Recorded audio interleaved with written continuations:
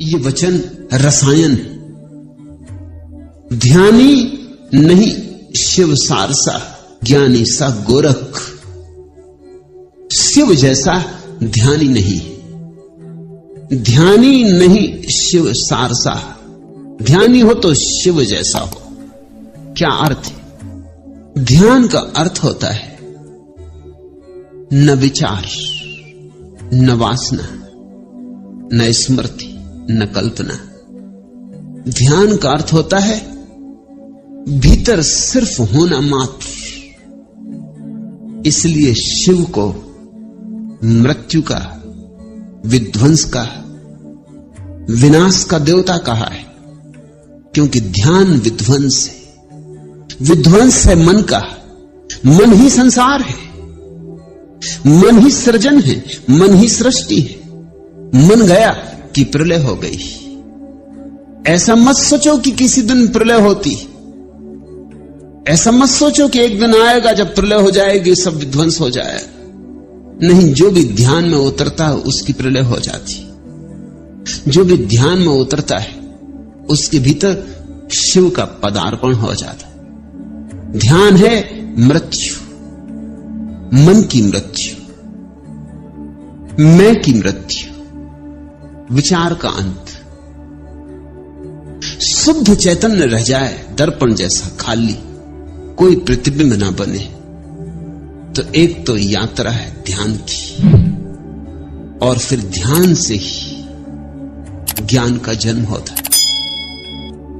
जो ज्ञान ध्यान के बिना तुम इकट्ठा करते हो वह ज्ञान नहीं है, ज्ञान का धोखा है, मिथ्या ज्ञान है। शास्त्रों से, सिद्धांतों से, दूसरों से, अन्यों से तुम जो इकट्ठा कर लेते हो वह ज्ञान नहीं। ज्ञान तो ध्यान में जन्मता है।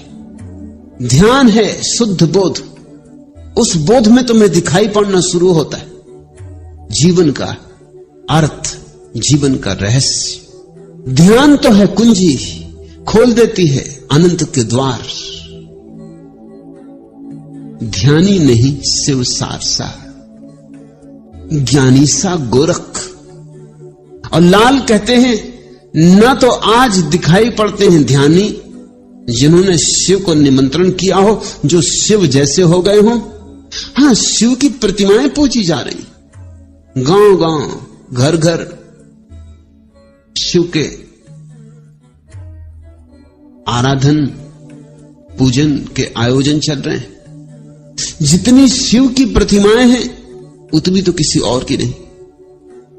सरल भी है, कहीं से भी गोल पत्थर ढूंढ के रख दो किसी भी झाड़ के नीचे और शिव की प्रतिमा निर्मित हो गई। शिवलिंग कहीं से भी ढूंढ लाओ और किसी भी पेड़ के नीचे बिठा दो।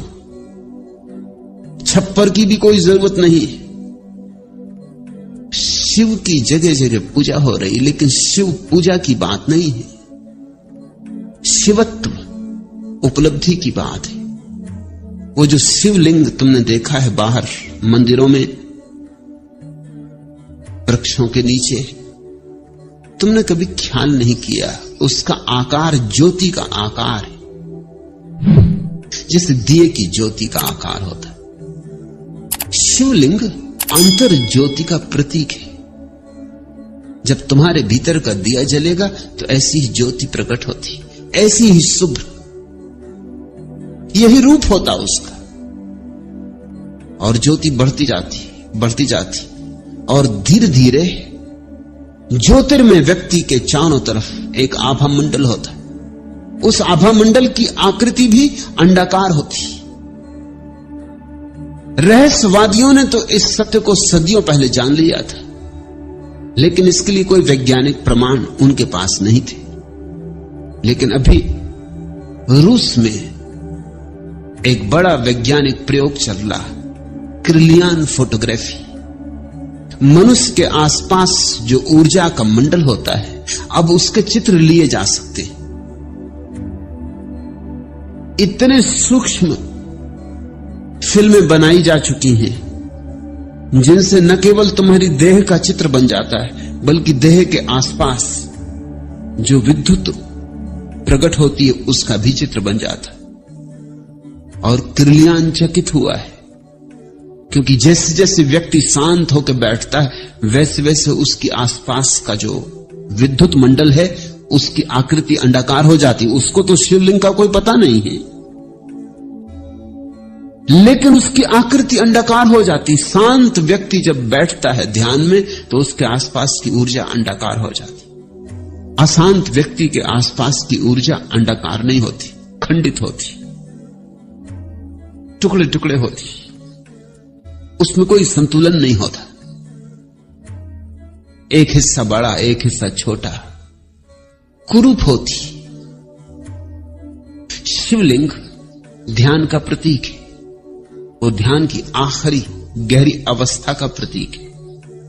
और जिसने ध्यान जाना हो उसके ही भीतर गोरख जैसा ज्ञान पैदा होता है। संतों की परंपरा में गोरख का बड़ा मूल्य है, क्योंकि गोरख ने जितनी ध्यान को पाने की विधियां दी उतनी किसी ने नहीं दी।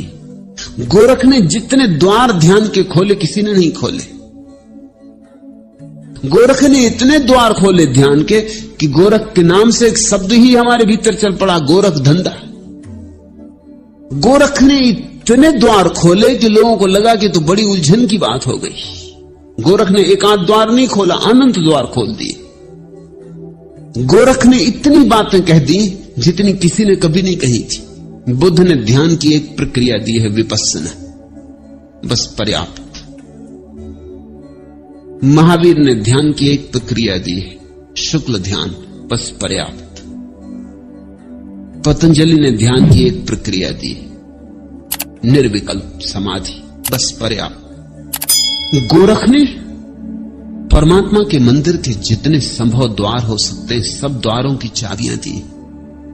लोग तो उलझन में पड़ गए, विभूचन में पड़ गए, इसलिए गोरख धंधा शब्द बना लिया। जब भी कोई विभूचन में पड़ जाता तो वो कहता बड़े गोरख धंधे में पड़ा हूं।